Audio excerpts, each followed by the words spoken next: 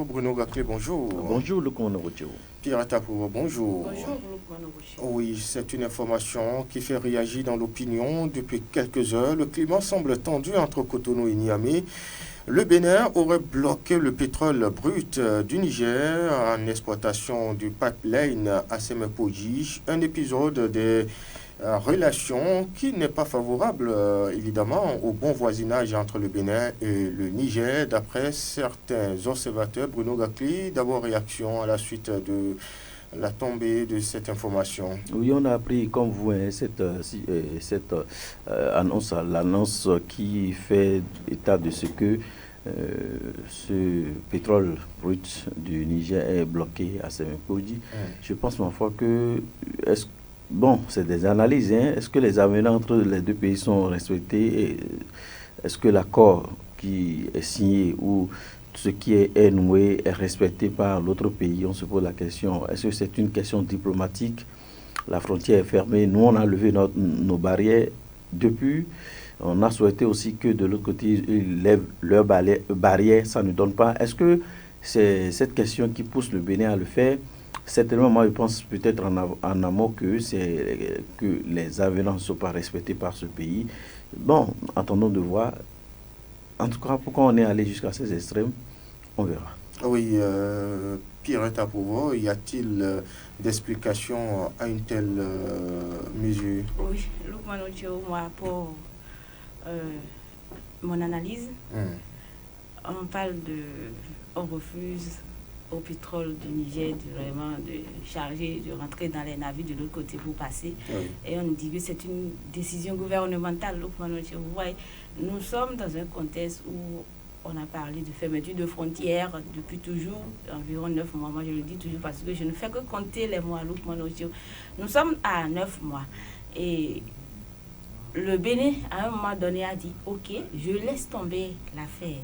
J'ouvre mes frontières. » Et depuis quelques jours, quelques semaines environ, oui, le Niger est resté vraiment câblé sur sa position. C'est juste une stratégie pour moi parce que si vous voyez le fait de prendre cette décision de refuser que le pétrole ne va pas passer, c'est une façon de mettre la pression pour moi, Lukman Ogocheo. C'est une façon de mettre la pression sur les autorités nigériennes de l'autre côté pour le dire que nous parlons de voisinage. Je suis votre voisin et vous fermez votre porte. Mais au même moment, vous avez besoin de moi. Moi, mais je peux utiliser... Là, maintenant, nous sommes un peu... Je peux dire... Le Bénin est un peu en position de force parce que le Bénin, à un moment donné, a peut-être dit, je laisse tomber l'affaire. J'ai ouvert mes frontières. De l'autre côté, ouvrez également votre frontière. Mais vous avez refusé. Mais dans le même temps, on aurait appris que les autorités nigériennes étaient descendues juste pour cette affaire de pipeline et ils se sont entendus de l'autre côté.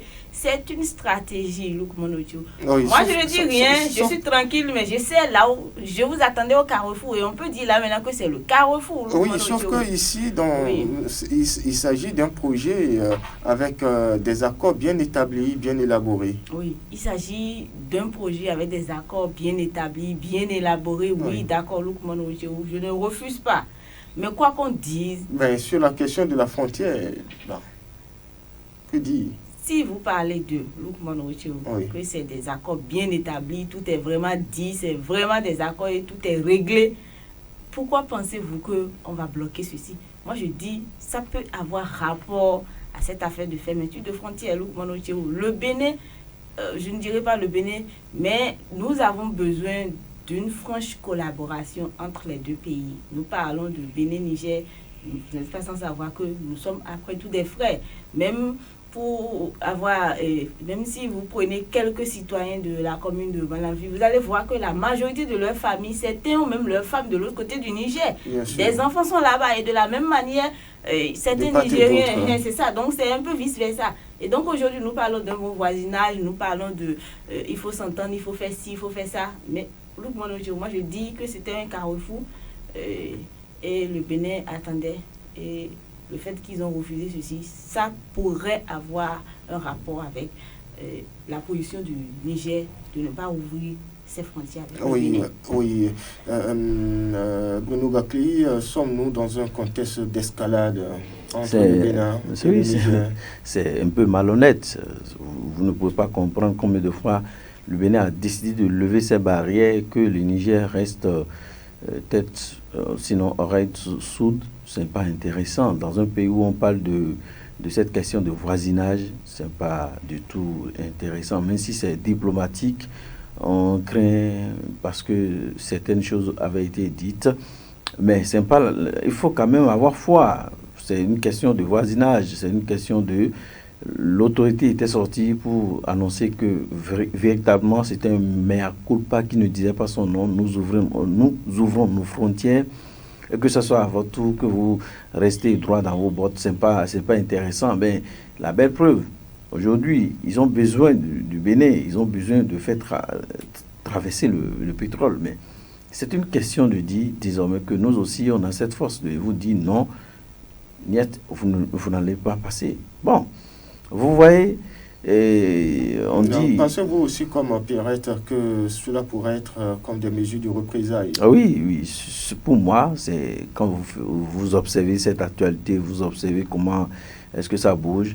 Et ça fait mal, même quand vous apprenez ces citoyens, je l'ai dit, ces citoyens de l'autre côté du Niger qui disent que c'est le Niger qui nourrit le Bénin, tout ça, c'est pas intéressant. Nous sommes dans c'est une situation de crise, c'est une situation qui est arrivée, on doit s'entendre. Et en nous entendant, quand on doit nous s'entendre, cela ne relève pas de cette question de tel pays nourrit tel pays, mais c'est dit comment faire pour que la paix revienne, comment faire pour que toutes les relations, de bonnes relations entreprises dans le passé reprennent, c'est de ça on devait parler. Bon, chacun dans sa position de force maintenant, vous voyez, c'est comme ça se passe. Oui. On peut le dire, c'est un embargo du Bénin sur le transport du pétrole du Niger. Est-ce un moyen de pression, Pierrette Aporo, sur le Niger, sur les autorités de Niamey? Oui, je l'ai dit, même si on va nous dire que cette décision ne va pas dans le sens du bon voisinage et ne répond même pas aux exigences du droit international. Oui. Après tout, moi je dis toujours que cette décision a trait à la position des autorités de l'autre côté du Niger. C'est vrai, on va nous dire que ça ne va pas dans le droit international, tout ce qu'on veut. Mais le fait que nous sommes des frères, nous sommes un pays et que l'autre aussi ferme sa frontière, c'est vrai, c'est une situation qui est arrivée. Ça là, donc je crois qu'on dise, même la langue et les dents dans la bouche, il y a toujours des moments où il y aura un petit souci entre les deux. Mais est-ce pour cela que l'autre va dire je me fâche, alors que les deux sont appelés à rester ensemble, à vivre ensemble, à cohabiter ensemble, à travailler ensemble? Donc du coup, moi je dis, je ne vais pas vraiment porter les gants pour le dire. Si nous parlons du droit international, le droit était où quand les autres ont dit on ne ferme pas, on ne veut pas ouvrir la frontière, alors qu'on sait que quoi qu'on dise, on est appelé un jour à ouvrir la frontière. C'est vrai, on a appris dans les coulisses que c'est pas pour maintenant, mais si nous disons que le Bénin, le Niger a besoin de nous, parce que moi je le reconnais, même ici à Malanville, quand vous venez, les situations, les citoyens, les commerçants, plusieurs personnes vous disent qu'on a vraiment envie d'aller de l'autre côté. C'est de la même manière, les populations de l'autre côté également, certains en ont vraiment envie de venir, certains ont vraiment envie de venir, mais tout le monde n'est pas appelé à transiter par le fleuve, le trafic fluvial. Même moi, j'ai envie d'aller, mais je ne veux pas prendre le risque de rentrer dans une pirogue, sachant bien que je ne sais pas nager. Et donc, du coup, moi, je dis, c'est juste une manière pour nous, nos autorités, vraiment de mettre la pression de l'autre côté. Mais est-ce que, la façon dont je vois les autorités de l'autre côté du Niger vraiment être droit dans leur botte? Moi, je me pose encore la question de savoir si c'est la solution. Oui, Bruno Gakli, jusqu'où pourrait aller, en tout cas, la situation? Moi, je me posais la question de savoir si, entre-temps, il n'avait pas le fleuve, qu'est-ce qui allait se passer?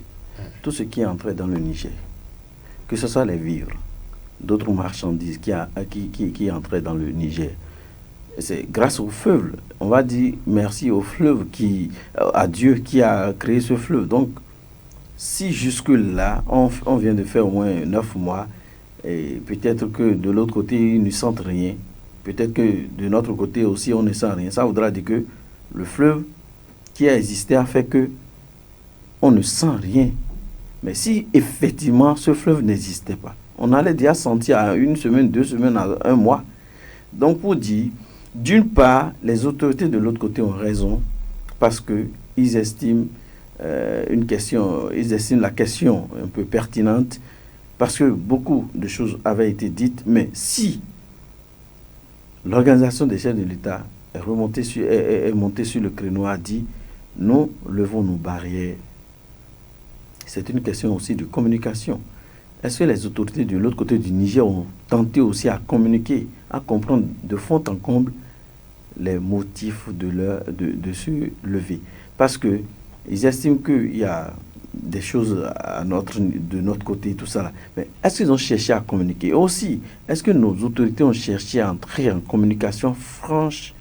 Parce que c'est de ça qu'il s'agit.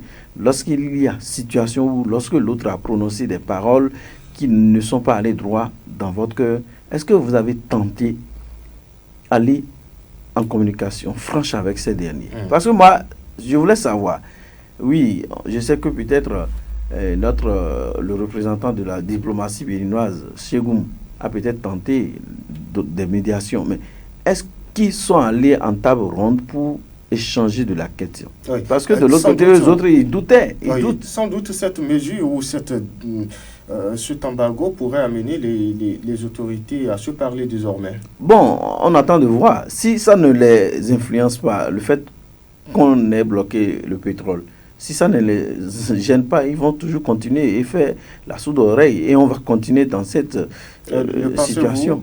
Bon, moi je pense ma foi que si, entre-temps, hier, le pétrole ne passait pas et ça ne leur disait rien, si aujourd'hui ça voulait passer et c'est bloqué, ils vont peut-être rester se regarder encore, se regarder entre responsables du Niger pendant tout le temps où ça avait duré.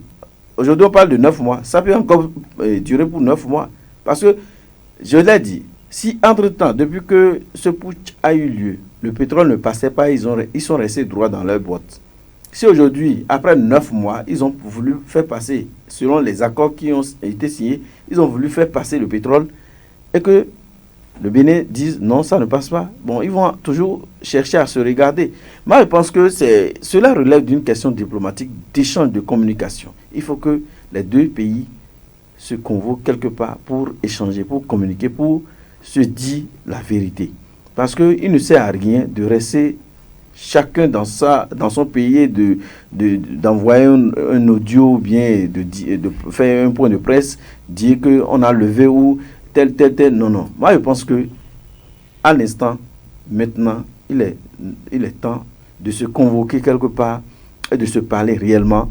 Vous nous soupçonnez, vous pensez qu'on a à notre niveau. Pourtant, Bruno Gakli, cette question de pipeline avait ça existait avant leur arrivée au pouvoir. Mieux, c'est que par la suite, les autorités nigériennes, des officiels, ont effectué une descente à Cotonou et des séances signées, aussi des séances ont eu lieu. Et voilà, la suite du processus, c'est qu'on devait assister à l'inauguration des installations de la plateforme de ASMPOJ et tout ça à la Nous autres, on avait estimé que une fois que la barrière est levée au niveau du Bénin, qu'après leur descente là, ils vont lever aussi leur barrière. C'est pourquoi tout a été fait dans une ambiance bon enfant, pas grand souci. Mais aujourd'hui, ça a été fait dans cette ambiance. Vous êtes même descendu au pays, chez nous. Vous avez, avec ces liens d'amitié, on a signé des trucs, pensant que juste à votre retour, quelques jours après, vous allez lever votre barrière. Ce qui n'a pas été fait. Mais qu'est-ce qu'il faut faire? Si l'enfant ne veut pas comprendre, vous lui tapez les mains chaque fois, il ne veut pas comprendre. Peut-être chercher autre endroit où il faut le taper pour voir si ça, il peut réagir. C'est qui l'enfant, c'est qui... Oui. C'est juste... Pierrette va m'aider à comprendre. Pour mieux comprendre, en fait. Donc, non, Lukman Orujo, en réalité, de façon franche, sans hypocrisie, la situation nous amène à mieux créer un cadre de concertation. Parce que, ici, on est des frères et sœurs il y a longtemps. d'après même des présidents, il y a longtemps, Pierrette l'a évoqué tout à l'heure, les Béninois ont des femmes là-bas. Et surtout nous qui sommes dans cette ville frontalière. Les Béninois ont des femmes là-bas. Et c'est comme ça que les amis du Niger ont des femmes au Bénin. Donc ce lien est déjà fort. Et l'Afrique garde encore cette force-là. C'est ça qui fait que l'Afrique est forte, l'Afrique est unie. Si de l'autre côté, les gens vont rester dans leur bureau et prendre des décisions. Si aussi à notre niveau, on va rester dans les bureaux et prendre des décisions, ça ne va pas marcher. L'essentiel ici, c'est de faire table rase des deux côtés et de se convoquer, comme je l'ai dit, de s'appeler quelque part et d'échanger. Ce pourquoi vous nous soupçonnez à ne pas vouloir lever votre barrière, c'est ça, nous on vous expose tout. Voilà les tenants et les aboutissants. Pierrette à pouvoir, ça veut dire qu'en fait, si on peut justifier cette décision en raison de la fermeture de la frontière du côté du Niger, on peut dire que ça ne va pas pour autant côté Bénin. Ça ne va pas. Parce que si ça allait, bon, on pouvait s'en passer, c'est considéré n'était. Oui, ça ne va pas pour autant côté Bénin. Allez-y au niveau du port autonome de Cotonou. Nous ne sommes pas là, mais au moins nous avons vu des images, nous avons entendu des plaintes, les gens s'en ont parlé sur les réseaux sociaux, tout et tout. Vraiment, il semblerait que depuis la fermeture de la frontière Bénin-Niger, le port autonome de Cotonou est vide, selon les informations que nous avons recueillies. De ce côté également, de l'autre côté du Niger, c'est vrai, il y avait plusieurs produits vivriers qui transitaient, ça allait de l'autre côté. On sait que au moins c'est le maïs béninois qui nourrit au moins la majorité des citoyens de l'autre côté. Donc ça voudra dire quoi? Tel que l'a dit Bruno Gagli, moi je dis, s'il n'y avait pas ce trafic fluvial, je ne pense pas que cette fermeture de la frontière allait durer au moins jusqu'à 9 mois aujourd'hui. Mais en son temps, il y avait le trafic fluvial. Nous, de l'autre côté, c'était des manques à gagner. Si le port ne fonctionne plus, parce qu'il y a fermeture de la frontière, c'est qu'il n'y aura plus d'entrée. Donc, de l'autre côté, vraiment, ça ne va pas. Et peut-être, ce que je dis, au-delà de tout ceci, c'est des millions. Et également, si on bloque le pétrole du Niger à Sémécraqué, c'est également des millions qui sont en jeu. Donc, du coup, si je perds, c'est que vous êtes appelé à perdre. Et là, je l'ai dit, nous sommes à un carrefour où, au lieu que nos chemins se séparent, souvent, quand vous êtes en train de traverser ou bien vous êtes en train de circuler ensemble, vous êtes en train de faire chemin ensemble, arriver au niveau d'un carrefour, normalement, ce qui est prévisible, c'est que vos chemins se séparent. Là, maintenant, n'étions pas ensemble. L'autre a quitté là-bas, j'ai quitté là-bas. Nous sommes arrivés à un carrefour où c'est le moment maintenant de s'asseoir, de parler, de dialoguer, quel que soit ce qui va arriver, il va falloir vraiment qu'il y ait une entente entre les deux. Et quelle image entrevoyez-vous à la suite de cet embargo? À la suite de cet embargo, Bruno Gagli l'a dit, il se pourrait que les autorités de l'autre côté du Niger réfléchissent et restent encore fermes dans leur botte. C'est possible. Mais pendant ce temps, c'est ceux qui vont chercher d'autres moyens pour faire circuler leur pétrole. C'est vrai que ça va amener encore d'autres moyens, l'argent, tout sera élevé. Sans oublier que ça implique aussi la République populaire de la Chine. Et donc, du coup, là, maintenant, nous sommes en train de parler de plusieurs millions, pour ne même pas dire des milliards qui sont en jeu. Moi, je pense, au-delà de tout, au-delà de l'ego, au-delà de la dignité, au-delà de tout ce que nous voulons, après tout, nous sommes des humains. Et quand on est humain, on est appelé un jour à pardonner. Quel que soit ce que notre prochain nous a fait, nous ne sommes pas Dieu. Seul Dieu peut décider de ne pas pardonner. Parfois même, on dit qu'il est miséricordieux. Il pardonne. Donc du coup, en tant qu'être humain, en tant que président, en tant qu'autorité, il faut qu'on se remette dans la peau de ce que nous sommes un humain et qu'un jour, nous sommes appelés à pardonner. Parce que la roue tourne. Moi, je l'ai toujours dit, la roue tourne. Quelqu'un a dit le pardon peut être une erreur. Oui, elle a relevé un aspect où je voulais aussi abonder dans le même sens. Combien de temps ça peut durer? Je pense que ça peut durer autant de temps que nous allons tous rester, que ce soit les autorités béninoises et que ce soit les autorités de l'autre côté du Niger. Nous allons tous rester à vouloir chacun de son côté prendre les décisions. Et c'est une question qui commence par être très délicate. Cette mesure que le gouvernement est en train de prendre, et de l'autre côté, ils vont chercher aussi à prendre des mesures. Et au-delà de tout ce qu'on va dire, c'est que ça retombe sur les populations à la base. Et c'est là, ça fait mal. Quand deux éléphants se chamaillent, se battent, c'est les ailes qui en partissent. Nous, aujourd'hui, à la base, c'est nous qui sommes en train de nous morfondre par rapport à cette situation. Ils sont des autorités, ils doivent se revoir pour parler. Alors, je ne souhaiterais pas que ça continue droit, des décisions de part et d'autre. Moi, je souhaite, bien évidemment, le Bénin, on a la chance, on a, je dirais peut-être, les salaires tombent normalement. Jusque-là, on n'a pas vu un fonctionnaire dire que au cours de la fin du mois, je n'ai pas eu mon salaire. Donc, ça voudra dire, d'une part, que le Bénin fait un grand effort, même si, entre-temps, le port est devenu maigre, selon les informations. Je ne suis pas allé voir, mais selon les informations, les images que nous voyons, on aurait appris que le port est devenu maigre. Bon, attendons de voir si le président et tout son staff font déjà un effort pour que les Béninois ne crient pas au-delà de cette cherté que relèvent les syndicats. Les fonctionnaires perçoivent leur salaire. C'est un grand effort et c'est regrettable. Il va falloir que ça cesse, qu'on ne prenne pas de part et d'autre des décisions, que les autorités du Niger puissent vite comprendre et lever leurs barrières, parce que c'est une question d'économie des uns des autres. Si nous, peut-être le port marche, et puis on transitait par la voie, et ça marchait, c'est que nous autres, on a des intérêts, ils ont aussi des intérêts. C'est de ça qu'il s'agit. C'est un partenariat gagnant-gagnant. Ils sont en train de perdre tant que ça dure, ils perdent tant que ça dure, nous perdons. Et c'est regrettable et c'est pas bon. Ne faites pas souffrir les populations à la base, parce que c'est de ça qu'il s'agit. Pierre Tapovo, on peut assister peut-être à une résolution si entre-temps la frontière, le blocus s'est levé à la frontière. C'est ce que nous souhaitons, et c'est prévisible. Nous allons juste attendre, laisser le temps au temps pour apprécier. Les jours à venir, ou c'est des heures, ou des semaines, ou encore des mois? Non, le problème est que, voilà, nous on vient de prendre une décision. Oui. Nous on vient de prendre une décision. Décision, oui. D'ici quelques heures, les autres, ils vont encore prendre une décision.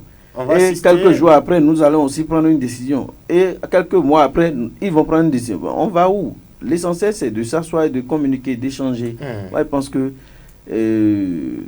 tous les deux pays vont commencer par dire, réfléchir à qu'est-ce qu'il faut faire pour mieux se comprendre. Oui, je l'ai dit, quand ça ne va pas, parfois, il faut, quand vous êtes trop souple, vous avez estimé que, bon, j'avais commis d'erreur, maintenant je suis souple, je laisse ma main ouverte à l'autre, et l'autre continue pas à être dur. Frappez dur, oui, frappez dur, ne regardez pas derrière. Alors, moi, je ne veux plus aller loin dans mes analyses. Je voulais que les deux pays s'entendent, qu'ils s'appellent autour d'une table pour échanger. L'essentiel, c'est d'oublier les égos des uns des autres, d'oublier cette posture, cette casquette qu'on a de l'autorité. On est putschiste, on est président. Non, il faut qu'on se voit pour échanger. C'est une question diplomatique entre deux pays. C'est une question qui relève de l'économie des deux pays. Et comme ça, ça permet à la base de mieux souffler. Allez, on va découvrir ensemble la une des journaux à présent. La une des journaux, les canards parvenant à notre rédaction, et c'est la Perche du Nord qui s'installe en premier grâce à l'APIDA et l'appui financier du programme Agora. Malikatou Amadou réalise son rêve, une jeune entrepreneur très motivée et engagée en croissance à Segbana. Nous rapporte ce matin le journal La Perche du Nord qui parle de la gouvernance locale dans l'Alibouri. Segbana abrite la phase terrain de la session du CTI Agora. Le journal cède sa place au quotidien d'Aibij Info, marche des centrales syndicales prévue pour le 11 mai 2024.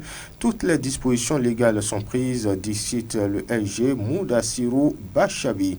Les détails évidemment à découvrir dans les colonnes du quotidien. Non-embarquement du pétrole nigérien du Bénin.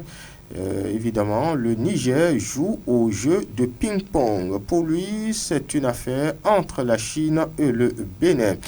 Que lit à la une du quotidien Éveil Info. Éveil Info parle de répression des marches pacifiques et arrestation des travailleurs. L'honorable Abibou Wouroukoubou et 6 députés démocrates adressent des questions au gouvernement. Le journal parle de pipeline Niger-Bénin, climat tendu entre Cotonou et Niamey. Rapporte en une le journal interdiction de la marche du 7 mai. La CCB, l'ODHP proteste contre les restrictions des libertés. Quotidien L'Observateur nous amène à l'Assemblée nationale béninoise. Les députés en séance plénière ce jour, mercredi 8 mai 2024. Nous informe ce matin le journal quotidien L'Observateur, dynamisme info du parfait Boko, blocage de l'embarquement du pétrole nigérien à Semekoji, Cotonou durcit autant pour moi, Cotonou durcit le ton dans le bras de fer avec Niamey. Le Soleil Bénin Info, embargo du Bénin sur le transport du pétrole vers le Niger. Talon Tiani, qui gagne, qui perd? C'est une interrogation en manchette du journal. L'affiche du jour nous rapporte ce matin parlant de la séance plénière. Ce jour, à l'Assemblée nationale, les députés invités à l'examen de 16 décrets présidentiels portant à ratification d'accords de pré-financement. Le journal Le Matinal de Chatok s'installe. Cantine scolaire au Bénin et de septembre 2023 à mai 2024. 41 cas de cambriolage, 10 tonnes de vivres volés, dénombre le journal. Le potentiel à présent. Mesures contre la cherté des denrées de grande consommation au Bénin, l'exportation du maïs interdite par le gouvernement béninois. Le journal La Nouvelle Tribune, blocage du pétrole nigérien. Le Bénin veut obliger Tiani à ouvrir ses frontières, estime le journal. Nord-Sud Quotidien, blocage de l'exportation de son pétrole par le Bénin. Une réaction du Niger, les pertes. Rapporte en une le journal qui parle également de l'électricité. Mauvaise nouvelle pour le Bénin. De quoi s'agit-il? Allez lire les colonnes du journal Nord-Sud Quotidien. Voilà, plein de journaux sont en attente tels que La Nation, Libération, Fraternité, Le Béninois libéré, L'événement précis, Matin libre, La boussole de Cosmoussa et plein d'autres journaux. Mesdames et messieurs, on s'en arrête ici pour le compte de ce matin. Bonjour Malanville, Stop et fin, tout le monde descend. Bruno Gaclé, bonne journée. Oui, bonne journée le commandant. Pierre Tapova, bonne journée. Merci beaucoup, mesdames et messieurs, en direct chez vous. Je suis Lukman Wouroucheou. J'ai bénéficié de la collaboration technique depuis 6h30 de Doko Aboubakari. À ses côtés, Moudjaïdou Oruyo. L'info reste en continu sur Sota FM. Mesdames et messieurs, restez des nôtres car le meilleur reste à venir. Ça, c'est la danse du matin.